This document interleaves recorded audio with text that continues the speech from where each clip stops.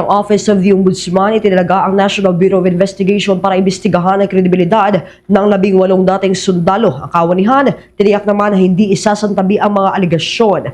Yan at iba pa mga balita na tinutukan ni Bombo Grant Hilario. Kinumpirma ng National Bureau of Investigation na sila'y inatasan ng Office of the Ombudsman na magsagawa ng investigasyon ukol sa 18 nagpakilalang mga dating sundalo. Sa panayam, ibinahagi mismo ni Bureau of Investigation Director Attorney Melvin Matibag na dineputize sila ng Tanod Bayan para suriin ang kredibilidad ng mga ito. Bagamat may inisyal ng investigasyon, anya silang nasimulan, titignan pa rin ang kawanihan ang patungkol sa pagkatao o background ng mga nabanggit. Giyot kasi ng naturang opisyal na kinakailangan ma-verifika o ma-validate ang mga nag-aakusang individual bago tuluyang imbestigahan ang mga pinangalanan dawit sa korupsyon. You're the first one to ask that. Doon sa 18 Marines, we were deputized last Monday by the Office of the Ombudsman to investigate tungkol doon sa 18 Marines. We already conducted yung initial investigation. Well, let me be clear, yung investigation dapat ganito, di ba, the process. Yung nagre-reklamo, nag-aakusa, dapat i-validate natin yung accusation, imbestigahan.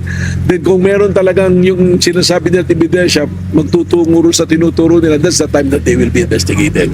In the meantime, we have initial investigations already. Pagtitiyak naman ng kawanihan na hindi isasantabi ang mga aligasyon laban sa mga opisyal nakatanggap umano ng mali-maletang pera. Titignan anya nila lahat ng anggulo, ngunit prioridad, maimbestigahan muna ang naturang grupo binubo ng mga dating sundalo. Yes. Actually, all angles, all that is presented doon. But ang proseso ng pag-imbestiga, kung sino yung nag-akusa, yun yung una mong titignan.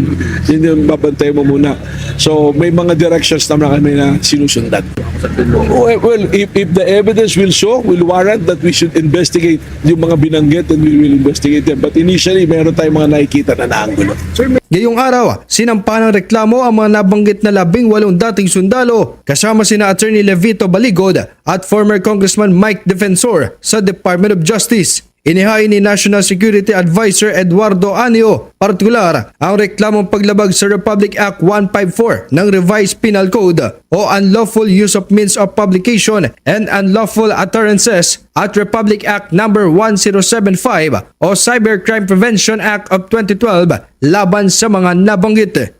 Well, nag-file ako ng case against yung mga sinasabing ex-Marines at saka kay Attorney Baligod at kasama si Mike Defensor.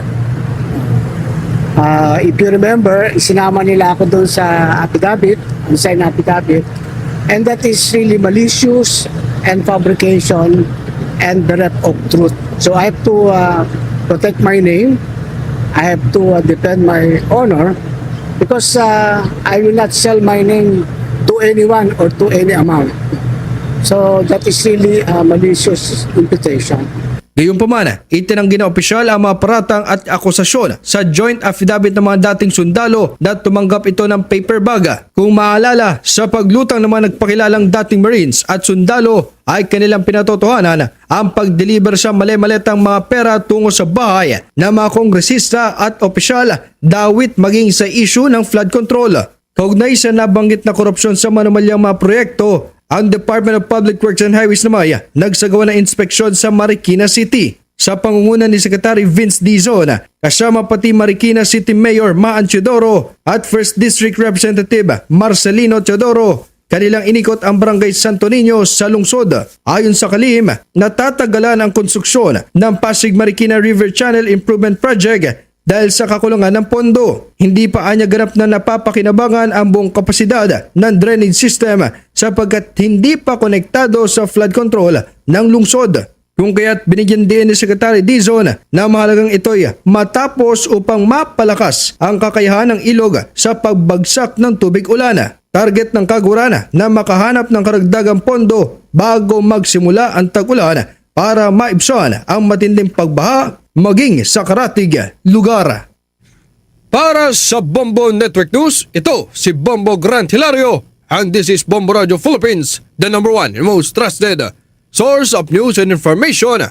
Basta Radio Bombo! For the most trusted source of news and information, visit our website at www.bomboradio.com. Follow us on Bombo Radio mobile app, Facebook, YouTube, TikTok, and X, formerly Twitter.